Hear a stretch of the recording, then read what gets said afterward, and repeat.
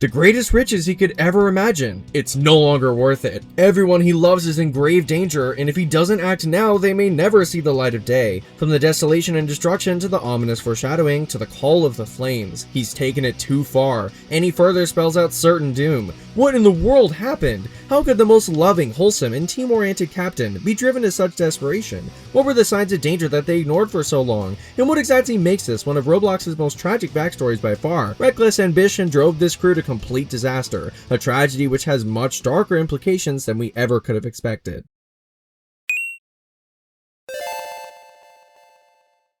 All of this craziness would never have happened if not for the most humble and wholesome beginnings ever. You see, the main character of our story is one of the most likable characters you could ever imagine. Insert Captain Trotter, the scourge of the seven seas. The captain of a crew named the Shifting Tides. He is funny, people-oriented, and seems to immediately take a liking to everyone. He cares for his crew more than anything else in the world. For instance, Calypso, his first mate, was taken under his wing at her lowest point. Captain Trotter saved her life, along with the lives of his crew. His ultimate goal is to give them the life they never had, to save them all from poverty, and to quit being pirates with enough riches to sustain them and their loved ones for the rest of their lives. What a wholesome goal, right? This guy is genuinely so likable. That's part of why how this story evolves is so haunting. What exactly could end up being tragic about this genuine pursuit of treasure and betterment? Trotter and his crew's wholesome pursuit of treasure is counterbalanced with another character's emotionless need for the ultimate goal of the game, getting all the Swords of Time. You see, there's another character in the story, the player, us. Our character is seeking the 7 Swords of Time in order to assist the great Shedletsky, the Roblox admin in this story. The sword energy from the Swords of Time will help with preventing this world's certain doom and saving Builderman from having been kidnapped by the game's antagonist, Mysterious Figure. In this quest so far, the player has tackled manifestations of pure disease, their literal own emotions, and the ruler of an entire kingdom, and their quest only continues. Who is the player, and how do they influence Captain Trotter's story? On their quest to collect the fourth sword, the Firebrand, they enter the Scorched Dunes, ready to tackle whatever comes at them unfazed. According to Shedletsky, there's an ancient temple called the Temple of the Red Sun where the sword resides. It is not being guarded unlike the other swords, meaning that it needs to be retrieved ASAP. With a sense of urgency, the player progresses through the desert, making their way through other temples, desert enemies, and hazards, eventually running into the pirate camp on the way. Even though the player downed his crewmates, Captain Trotter immediately assumed good intentions and takes a liking to the player anyway. Common Captain Trotter W. Before offering the most perfect alliance ever, the player is pursuing the Firebrand, the sword that just so happens to share the same location that the treasure Trotter is pursuing. Therefore, the most logical thing to do would be to team up. The player helps the Shifting Tides reach the Firebrand, and in return, the player can keep the Firebrand, as the crew only wants a treasure and has no reason to desire that powerful sword. Calypso cautions Trotter, saying that they don't know the full intentions of the player, the first sign of danger. And yet, Trotter is unfazed, saying that having someone as capable as the player on their side is to their advantage. With the plan laid out, Trotter encourages the player to rest up and prepare. In order to access the temple, various puzzles outside of it need to be solved. Solving all of them with ease and dealing with envious pirates on the way, it is now time for the crew to explore the temple. This is the beginning of one of the most haunting stories on Roblox. The exact treasure they have always dreamed of is lying in wait to be discovered, but dangers and warnings beyond their comprehension are ahead of them. What in the world are the Shifting Tides getting themselves into?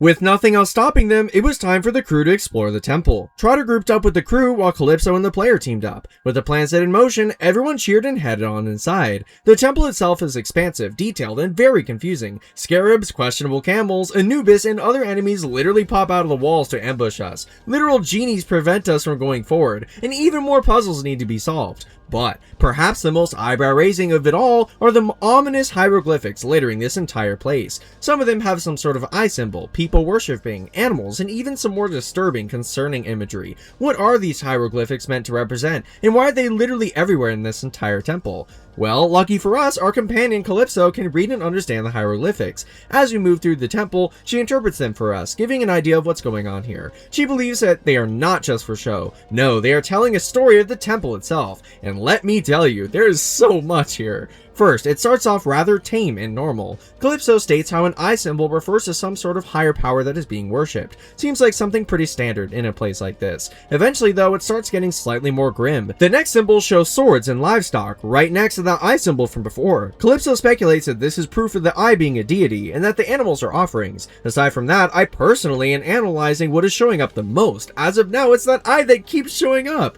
Now I don't know about you, but the more that it keeps showing up in the hieroglyphics, the more I'm starting to think think it might be even more important than Calypso's making it out to be. Even Calypso's further theory, the fact that the animals are sacrifices, supports this. The signs only get more and more disturbing as the crew gets further in. The many traps play into this concept that something is being guarded. Small tangent, but notice how unfazed we are? After almost getting completely skewered, we're just smiling away, completely unfazed, like nothing ever happened. Just a normal Tuesday afternoon. Even Calypso comments on this later. Anyone else find this funny? Anyways, I digress. Calypso and the player eventually relay much of the disturbing info from the glyphs to Trotter. He acknowledges the concern, especially because none of the glyphs indicate any signs of treasure yet. And even though he expresses his worry about the dark nature of the glyphs, the lack of any signs of treasure instead makes him ignore the signs, encouraging everyone to continue, saying how he doesn't find it to be much danger yet. This is the beginning of a recurring theme which directly impacts what happens in this story: ignoring the signs of danger. The Shifting Tides crew is constantly being presented with concerning evidence of the Temple of the Red Sun's history. Signs of offering, sacrifice, and other concerning imagery litter the walls around them. And despite not seeing any indication of the treasure at all, the crew remains ignorant of the warnings. Rather than to consider turning back, they continue onwards excitedly. The player does this most especially. This fact also uncovers a compelling mystery that we need to analyze. See, the main difference between the player and Trotter's crew is that they have much less emotion clouding their judgment. Both sides have reason to believe what they're looking for is actually in here. For instance, the player has Shedletsky's guidance, and the crew has the map they found and the legends motivating them. Even so, Captain Trotter has much more at stake emotionally. His entire crew, his first mate, and years upon years of searching. As for the player, not only did their journey literally just begin, but as hinted at before, they are completely unfazed. This actually isn't a coincidence. In order to get the previous sort of time, the Ghost Walker, we had to literally fight manifestations of our own emotions: greed, solitude, fear, and hatred. This was the only way to be worthy enough to claim the Ghost Walker. Because the player was successful, they came out not only with the Ghost Walker, but also with the lack of emotions that they had before. This is proven by their emotions both before and after retrieving the Ghost Walker. They are visibly angry before, and after, Shedletsky literally comments at how much calmer they seem. Isn't this so interesting? This further contextualizes everything we've seen about the player so far. It also sets the stage for later events, much like the rest of the temple's warnings do. The crew continues onward, eventually reaching an area that finally makes them start to actually question themselves. They reach a deeper part of the temple, an area where the walls themselves are partly destroyed, as if someone was trying to get rid of some of the glyphs. Huh? Who would even be there to do that? And what would be the point? The crew speculates that what was removed could have been warnings. In other words, whoever removed them did not want passersby to see the warnings, luring them in further. Interesting, huh?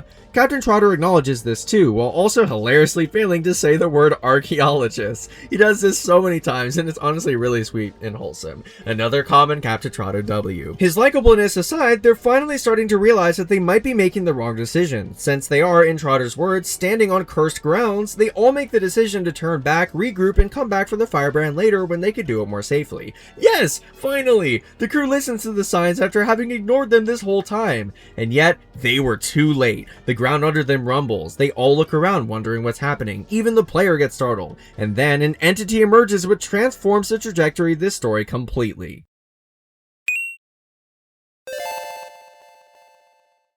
This starts one of the most epic sequences of this entire story. An ancient figure emerges, smashes the bridge, and sends everyone falling. The Temple Guardian now stands between us and leaving. In fact, it may already be too late. Captain Trotter and the crew fall aimlessly, with Calypso and the player being left to fight this being. This is our first main display of the power that lies within the Temple of the Red Sun. From beams of light to zooming hands to having infinite defense and the ability to disable critical game mechanics, this boss does not hold back. Temple Guardian also represents, in my opinion, the failure of Captain Trotter's crew to turn back soon enough. If they had stopped even one broom sooner, perhaps they may have been safe. But no, they may all be utterly doomed. Besting this Guardian results in this story officially taking the darkest turn it has so far. Temple Guardian is destroyed, Trotter is injured, and they are completely trapped with no way to escape. All they can do now is plan on fighting an escape and ignore the firebrand, even if they find it, which Captain Trotter begs the player to listen to. Desperately trying to find an exit, Calypso and the player progress to the next room, only to find the entire crew is dead.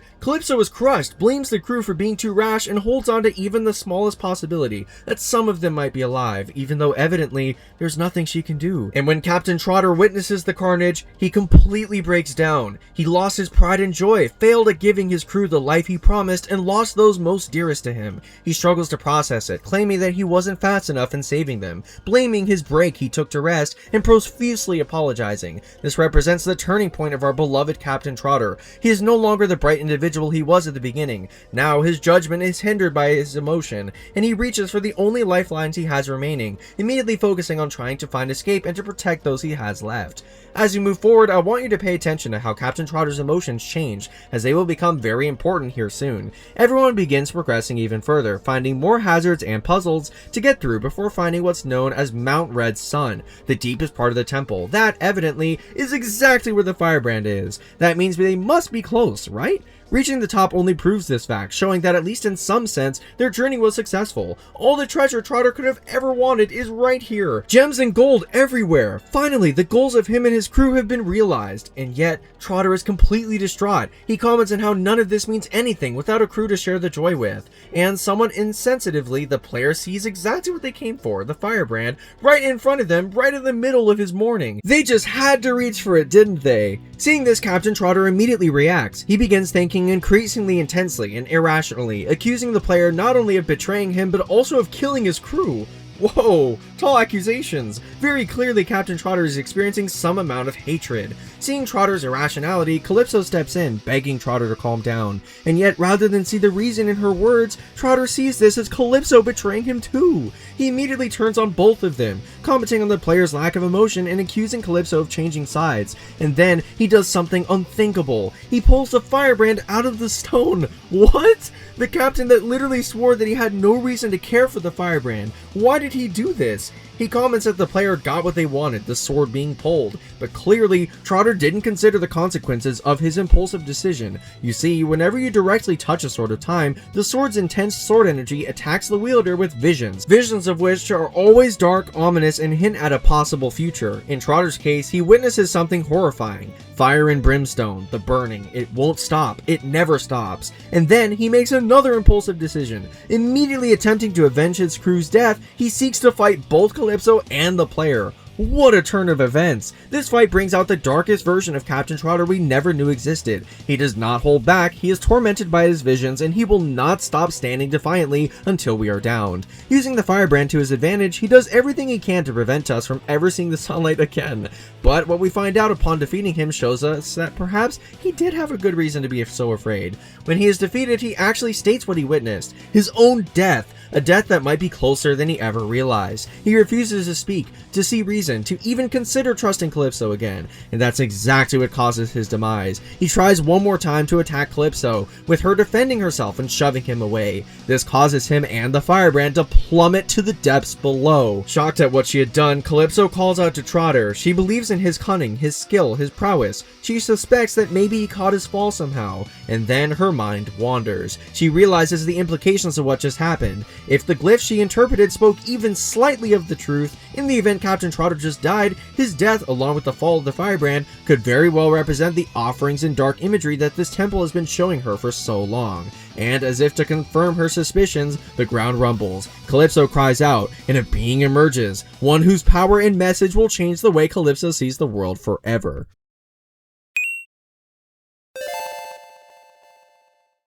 Finally, at long last, the ancients emerge. This entire story, the crew had been referring to some sort of ancient deity regarded with an eye symbol with constant imagery of offerings and sacrifices. We are faced with animated glyphs, puzzles, and even temple guardian and ancient in its own right. But no, these are the true ancients. We are now face to face with exactly the deity they had been speculating about. The ancients speak to us, commenting on the beautiful nature of the soul it just gained. It had ambition, greed, and it died in horror. A beautiful horror. This sacrifice, no, this murder, happened at the hands of trust. Based on what we've seen so far, this can only mean one thing. Calypso was right. Not only was there a sacrifice to a deity, but Captain Trotter had become that exact sacrifice that summoned the ancients. And Calypso's self-defense, combined with Captain Trotter's unstable emotions, directly caused it. This mutiny will clearly not be glazed over or ignored. The ancients intended on relishing it, and they intend on showing off their power. And now, the player and Calypso find themselves fighting the pure manifestation of sacrifice, suffering, and greed. This story has taken a drastic dramatic turn, hasn't it? We went from humble beginnings to the first signs of danger to emotional deterioration to complete desolation, and the only way out is to somehow best the ancients themselves. In my opinion, this is the coolest and most epic part of Block Tales, our game in question, by far.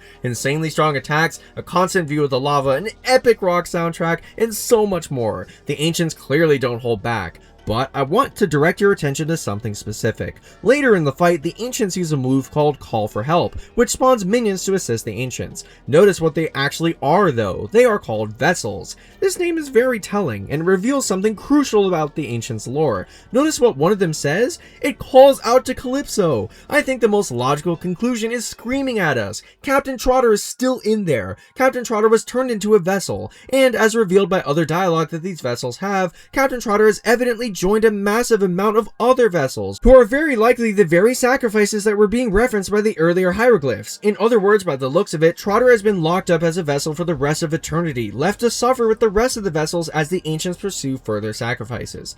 Oh my goodness. This is unbelievably tragic. Why did this have to happen to Captain Trotter? Of all individuals, he wanted nothing but the best for him and his crew, for Calypso, for even the player. And even in that pursuit, he was ready to leave, just to preserve those he cared most about, because he cared more about them than the treasure. And now not only is it basically his entire crew dead, but he himself has lost his life, and has been damned to eternal suffering. Genuinely heartbreaking. Another thing, notice how the ancients called it a murder. The ancients are blatantly blaming Calypso. Not only are they doing that, but they are describing this demonstration of human emotion as beautiful. And most hauntingly, perhaps the lyrics of the ancient soundtrack make more sense now. But there's no need for kings, cause I'm your captain now. This is meant quite literally. Calypso has lost Trotter, the individual who saved her life, by her own hand. I interpret this as the ancients literally telling Calypso to give up, to forfeit her life, to give in to her new captain, themselves, since she has lost her actual captain. Wow. This grim reality is already set in Calypso's mind as we fight the Ancients. Eventually, we see it through. The Ancients are defeated, and when they are, they thank us for another soul in the firebrand, telling us how sacrifice tastes the same. They thank us for the display of humanity before exploding and leaving us with what the player really came for, the firebrand. And even though Calypso technically has total access to the treasure, she doesn't care, as she needs time to grieve. But what makes it even worse and even more sad is that she later re-offers her help to the player, not because she changed her mind, but because she is so distraught from losing Trotter and the crew that she wants to become emotionless too. The shifting tides lost everything, their pursuit of treasure, undeniable riches right in front of them. They lost their lives, their pride, their unity, and yet the player, completely unfazed, got the firebrand. Captain Trotter's crew completely and utterly crumbled, caused partially by the player's emotionless impulse. And now Calypso is all the crew has to show for it. I suppose the player is the only one who truly got what they came for. Out of everything I've experienced on the entirety of the Roblox platform, I've never been so impacted by a story, and I'm so glad to have finally properly conveyed it on this channel. As sad and demoralizing as the ending may be, we must acknowledge how incredibly compelling and well written it is. Captain Trotter's story had a level of beauty to it, camaraderie, passion, and undying dedication, and my hope is that his legacy lives on through Calypso, because clearly his love for his journey was impactful. I hope you've enjoyed being immersed in the story of Captain Trotter and the shifting tides, and I hope to see you around. As I always say, live well and have an amazing rest of your day. Take care of yourself.